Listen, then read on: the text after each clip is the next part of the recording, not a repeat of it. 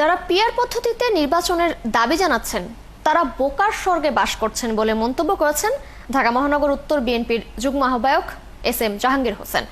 শুক্রবার বিকেলে রাজধানীর উত্তরার আজমপুরে ৩১ দফার ভিত্তিতে লিফলেট বিতরণ কর্মসূচিতে একথা বলেন জাহাঙ্গীর হোসেন।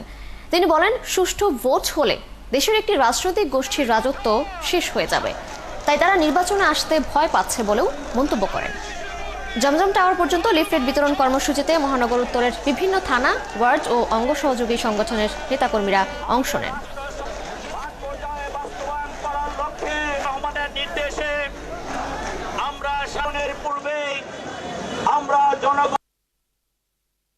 যারা বলছেন আনুপাতিক হারে ভোটের কথা, তাদেরকে আমি বলে দিতে চাই, বোকার স্বর্গে বসবাস করছেন। যারা আজকে মনে করে ভোট হলেই তাদের এই বর্তমানে রাজত্ব শেষ হয়ে যাবে, তারাই চাচ্ছে না যে বাংলাদেশে একটি সুষ্ঠু ভোট হোক।